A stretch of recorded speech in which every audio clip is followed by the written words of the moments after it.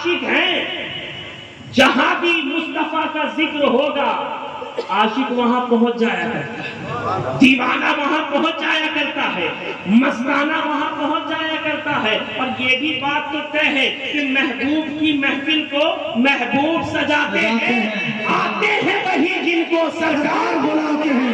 سبحان اللہ سبحان اللہ، بہت خوب آپ تو بہت خوش خوب۔ نصیب ہیں کہ آج آپ کو سرکار نے بلایا ہے، آپ کو سرکار نے بلایا ہے۔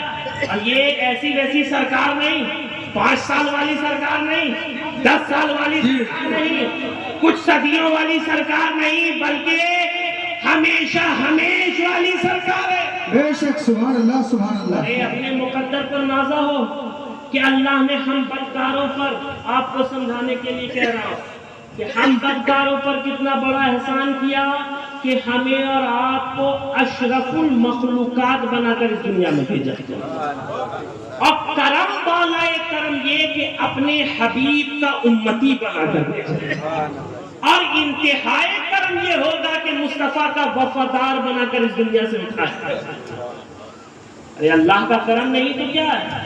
ہم نے کیسا نبی پایا ہے، ہم نے کیسا نبی پایا ہے، ہم نے ایسا نبی پایا ہے کہ اللہ تعالیٰ نے اور انبیاء کرام کو پکارا تو نام لے لے کر یا عیسیٰ یا موسیٰ کہہ کر پکارا، لیکن قربان جاؤ اللہ نے جب بھی اپنے حبیب کو مخاطب کیا، پکارا، تو نام لے لے کر نہیں بلکہ ہر بار ایک انوکھے انداز سے پکارا، ہر بار ایک نرالے انداز سے پکارا، ہر بار ایک اچھوتے انداز سے پکارا۔ کبھی یا ایھا النبی کہہ کر پکارا، کبھی یا ایھا الرسول کہہ کر پکارا، کبھی یا ایھا المزمل کہہ کر پکارا، کبھی یا ایھا المدثر کہہ کر پکارا، کبھی طٰہٰ کہہ کر پکار رہا ہے، کبھی یاسین کہہ کر پکار رہا ہے، کبھی نور کہہ کر پکار رہا ہے، کبھی سراج منیر کہہ کر پکار رہا ہے۔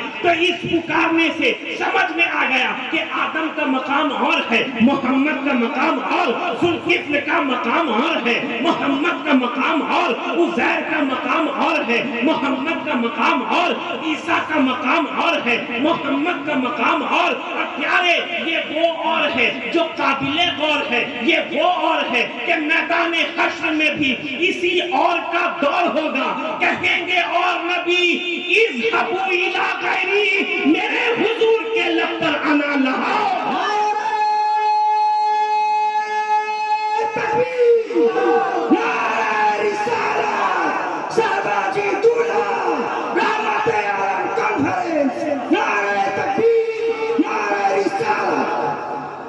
کیا سمجھ میں آیا؟ کہیں گے اور نبی اذهبوا الی غیری، میرے حضور کے لب پر انا لہا ہوگا۔ کیا سمجھے؟ کہ میدان حشر کا عالم ہوگا اور انبیاء کرام کی زبان پر یہ الفاظ ہوں گے کہ گنہگاروں کہیں اور جاؤ، سیہکاروں کہیں اور جاؤ، عیسیٰ شیاروں کہیں اور جاؤ، فقط آمنہ کا لال ہوگا، فقط شب اسرا کا دلہا ہوگا جو یہ فرماتا ہوا نظر آئے گا کہ گنہگاروں میرے پاس آؤ، سیہکاروں میرے پاس آؤ، عیسیٰ شیاروں میرے پاس آؤ، میرے وفاداروں میرے پاس آؤ۔ تبھی تو شہباز خطابت فرماتے ہیں کہ جب اٹھے گی نظر میرے سرکار کی، جب اٹھے گی نظر میرے سرکار کی، بات بن جائے گی ہم گنہگار کی، اور امتی امتی کہہ کے سرکار نے لاج رکھ لی ہے لاکھوں گنہگار، اور ان کی نالین سر پہ اٹھا لے ضیا۔ کیا ضرورت ہے تاج اور دستار کی، کیا ضرورت ہے تاج اور دستار کی؟ اس لیے کہ جو سر پہ رکھنے کو مل جائیں نالے پاک حضور تو پھر کہیں گے ہاں تاجدار ہم بھی ہیں۔ اور ہم نے تو ایسا کریم نبی پایا، ہم نے تو ایسا تاجدار پایا کہ تاریخ میں آتا ہے۔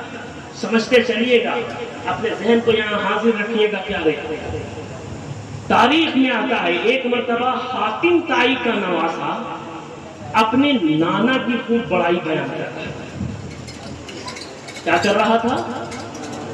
اپنے نانا کی بڑائی بیان کر رہا تھا. کیا کہہ رہا تھا؟ کہ میرے نانا کے محل میں 7 دروازے ہیں. سائل منگتا مانگنے والا جس بھی دروازے پر جاتا ہے کچھ نہ کچھ دیا جاتا ہے. ذہن حاضر رکھیے کیا کہا اس نے؟ میرے نانا کے محل میں 7 دروازے ہیں، مانگنے والا جس بھی دروازے پر جاتا ہے کچھ نہ کچھ دیا جاتا ہے. اتنے ہی میں صفت مصطفیٰ، ہم شکل مصطفیٰ، شہزادہ مرتضیٰ حضرت امام حسن مجتبیٰ جلوگر ہو جاتے ہیں اور فرماتے ہیں کیا تو اپنے نانا کی بڑائی بیان کر رہا، ذرا میرے سامنے بھی بیان کر. تو وہ حاکم طائی کا نواسہ کہتا ہے کہ میرے نانا کے محل میں 7 دروازے ہیں، مانگنے والا جس بھی دروازے پر جاتا ہے کچھ نہ کچھ دیا جاتا ہے. پھر کچھ عرصے کے بعد، کچھ دنوں کے بعد جب ختم ہو جاتا ہے پھر دروازے پر آتا ہے کچھ نہ کچھ دیا جاتا ہے. حسن مجتبیٰ فرماتے ہیں خدا کی عزت کی قسم میرے نانا کے گھر میں فقط ایک دروازہ ہے، لیکن اس دروازے کا کمال یہ ہے کہ اگر کوئی ایک مرتبہ در مصطفیٰ پر آ جاتا تو پھر اسے زندگی بھر کسی دروازے پر جانے کی ضرورت نہیں پڑتی. صدیق اکبر ایک مرتبہ در مصطفیٰ پر آئے پھر کہیں جانے کی ضرورت نہیں پڑی. فاروق اعظم ایک مرتبہ در مصطفیٰ پر آئے پھر کہیں جانے کی ضرورت نہیں پڑی. عثمان غنی ایک مرتبہ در مصطفیٰ پر آئے پھر کہیں جانے کی ضرورت نہیں پڑی. یہی صحابہ کرام کا طریقہ رہا، یہی تابعین، یہی تبع تابعین، یہی اولیاء صالحین کا طریقہ رہا. تبھی تو اعلیٰ حضرت فرماتے ہیں کون دیتا ہے دینے کو منہ چاہیے، دینے والا ہے سچا ہمارا نبی. کون دیتا ہے دینے کو منہ چاہیے، دینے والا ہے سچا، دینے والا ہے سچا، دینے والا ہے سچا ہمارا نبی. اس نام کا ورد کیا کیجئے پیارے. جو نام مصطفیٰ کا ورد کرتا ہے وہ دنیا میں بھی کامیاب رہتا ہے اور آخرت میں بھی کامیاب رہتا ہے. اس لیے جتنا ہو نام مصطفیٰ کا ورد کرتے رہے. نہ جانے کتنے نام مصطفیٰ کا ورد کرتے کرتے ولایت کے منصب پر فائز ہو گئے، اللہ کے ولی ہو گئے، اللہ کے دوست ہو گئے، اللہ کے فرینڈ ہو گئے. اپنے مقدر پر نازا ہوئیے. حالانکہ اس جہاں میں رنگ و بو میں سب سے پہلے حضرت آدم آئے. کون آیا؟ جانتے ہیں نا آدم سے ہی تو آدمی ہے، بغیر آدم کے آدمی کا وجود کرو. اس جہاں میں رنگ و بو میں سب سے پہلے کون آئے؟ حضرت آدم آئے. حضرت آدم کی شان کیا ہے؟ حضرت آدم کی شان کیا ہے؟ جواب دینا. حضرت آدم کی شان یہ ہے آپ کو اللہ کے حکم سے فرشتوں نے ایک مرتبہ سجدہ کیا. کتنی مرتبہ؟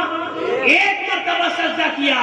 لیکن قربان جاؤ ہم نے کیسا نبی پایا؟ ہم نے ایسا نبی پایا کہ آپ کی خدمت عالی جاہ میں 70,000 صبح اور 70,000 شام فرشتے حاضر ہو کر درود و سلام کا نذرانہ پیش کرتے ہیں. وہ بھی اس شان کے ساتھ کہ جو فرشتوں کی جماعت ایک بار حاضر ہو جاتی دوبارہ ان کی جگہ دوسرے فرشتوں کو بھیجا جاتا. یہ ہے شان مصطفیٰ. سرکار دو عالم کانفرنس میں آئے ہو ذرا مصطفیٰ کی شان تو سنتے جاؤ. حضرت آدم کی شان یہ ہے کہ آپ ابو البشر ہیں، یعنی تمام انسانیت کے باپ ہیں. مگر ہمارے اور تمہارے نبی کی شان یہ ہے کہ آپ حضرت آدم کی بھی اصل ہیں. حضرت آدم کی بھی اصل ہے کہ اللہ تبارک و تعالی نے آپ ہی کے نور سے تمام کائنات کو ظہور بخشا. خود سرکار نے کیا فرمایا؟ اول ما خلق اللہ نوری.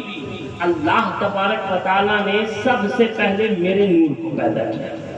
زمین سے پہلے، زما سے پہلے، مکی سے پہلے، مکہ سے پہلے، چاند کی چاندنی بعد میں، مصطفیٰ کا نور پہلے، سورج کی روشنی پہلے، مصطفیٰ سورج کی روشنی بعد میں، مصطفیٰ کا نور پہلے، آبشاروں کا ترنم بعد میں، مصطفیٰ کا نور پہلے، فرشتوں کی جماعت بعد میں، مصطفیٰ کا نور پہلے، اور اتنا پہلے کہ سب سے پہلے تبھی تو شاعر کہتا ہے کہ رحمت رسول پاک کی ہر شے میں عام ہے، ہر گل میں ہر شجر میں محمد کا نام ہے، ہر گل میں ہر شجر میں محمد کا نام ہے۔ ذرا شان مصطفیٰ، عظمت مصطفیٰ تو دیکھو،